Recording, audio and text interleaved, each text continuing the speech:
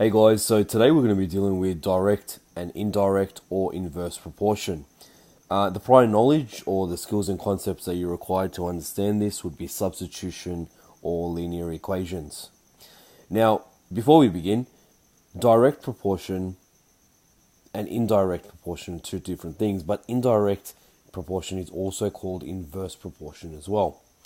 So let's go through example 1. Example 1 says the height of a plant is directly proportionate to the number of days it has been growing. So I like to use a highlighter here and say, okay, first and foremost, it is a direct proportion question. And it says, what is directly proportionate to what? The height is directly proportionate to the number of days. So how can we write that as a statement before we even look at the question? We can write that as a statement by saying, okay, height, we can represent that using the letter H, is directly proportionate, we use a directly proportionate symbol, which looks like a fish, to the number of days, which is, we can represent that as n. H is directly proportionate to n, so that fish symbol in the middle there is the direct proportion symbol. Let's read question A. It says, find the constant if after 4 days the height of the plant was 30 centimeters. Now, what does constant mean? Constant means it's something that always remains the same. The opposite of a constant is a variable.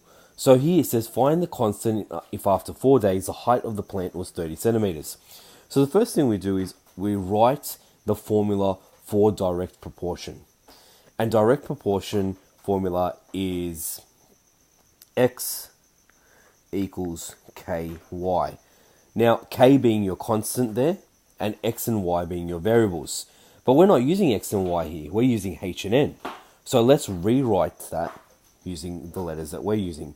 H equals K N. So now let's have a look at this and say, okay, do we know any of these numbers? Okay, we know after 4 days, 4 days is our N value, our number of days, and the height was 30. So let's substitute that into the formula we have here. Height, which is 30, equals constant times the number of days, which is 4 from our question.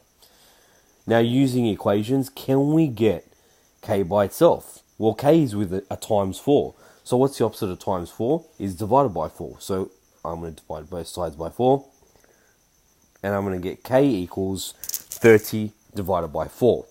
Now, because I'm going to get I can leave it as 30 over 4, or I can write it as a decimal. Here, I'm going to write it as a decimal. K equals 7.5. Now that I have my value of k, which is what the question is asking me, I need to, though, now write a universal formula, or a formula that I can use to find out other variables for the same question. H equals k, which is 7.5, times n. This is a formula that I'm going to use for all of the questions that I'm going to have for B and C. So let's have a look at B. What will the height of a plant be after 7 days? So H is the unknown. Let's write our formula first. H equals 7.5 times n. What is n? What is this 7 days here? This 7 days is my n value. So I kind of use that 7 days to pop it into my formula, where I have H equals 7.5 times 7. I find the height of the plant will equal 7.5 times 7, which is 52.5. Therefore, height equals 52.5 centimeters. And that's my answer there. Now let's have a read of part C. After how many days will the height reach 75 centimeters? So in this case, n is the unknown, the number of days, but I have 75 as my h value. So let's write the formula before we start anything. H equals 7.5 times n. What do I know? I know the height now. So 75 equals 7.5 times n. Using equations, how am I going to get n by itself? I'm going to divide both sides by 7.5.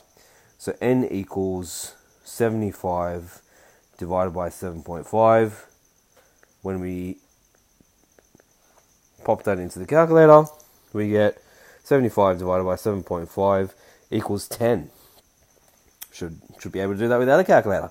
Therefore, it requires 10 days. And that's our final answer there. So that's direct proportion. The steps always remain the same. Step number 1, write your formula. Step number 2, substitute the values you know in to find the constant. Step number 3, get your universal formula. Step number 4, and then use that universal formula to find the unknowns. So please write those steps down if you don't understand. Now let's go to inverse proportion. The steps remain the same here, but the only difference here is our original formula that we're going to use is not going to be x equals kn, but it's going to be x equals k divided by n. That's the only difference between direct proportion and indirect or inverse proportion. Let's have a read of the question. It says x and y are inversely proportionate. So how can we write that as a statement? We can write x is inversely proportionate to y, or that fish symbol is going the other way. When x equals 20 and y equals 10, find an equation showing the relationship between x and y. Now, in order to find the equation, we need to use our formula where we said x equals k divided by y now, not k times y. In inverse, the only difference is k divided by y. So let's have a look at what numbers we have here. We have x equals 20 and y equals 10. So couldn't we just substitute these values into our formula that we have here? So wherever the x is, I'm going to put the 20, and wherever the y is, I'm going to put the 10. So I have 20 equals k divided by 10. How many are k by itself? I'm going to multiply both sides by 10 because I have divided by 10. So I have k equals 200. Now that I have k, just like before, I'm going to create a universal formula, or a formula that I can use for any equation or any question with the same variables. So here I have x equals 200 divided by y, whatever y is. And that's a formula that I'm going to use for all the questions that I have next. But the question was actually asking you, what is the value of, write the equation, which is that there. What is the value of y when x equals 5? So let's write our equation first. X equals 200 divided by y. What is the value of y when x equals 5? So we're going to put this 5 wherever the x is in that equation there. So we're going to have 5 equals 200 divided by y, which then equals y equals 200 divided by 5. So what is the value of y? 200 divided by 5 equals 40. So y equals 40 when x equals 5. Now it's saying, what is the value of x when y equals something? Now I can't do the value of x there because I haven't finished that question. So we should finish that question. Let's make when y equals, let's say for example, 25. So now we can do this question. Sorry, the question wasn't complete. So find the value of x when y equals 25. Write our universal formula first. X equals 200 divided by y. Here we have y as 25, so we're going to put that in the formula where y is. X equals 200 divided by 25, and therefore we know how many times does 25 go into 200. It goes in 8 times, so x must equal 8 as our final answer. So the only difference between direct and indirect or inverse is the original formula that we use. Now I'd like you to pause the video and try these questions yourself. Give you a bit of time, pause it, write it out, try it out, and then we'll go through the answers. Okay, so you should have finished these questions by now.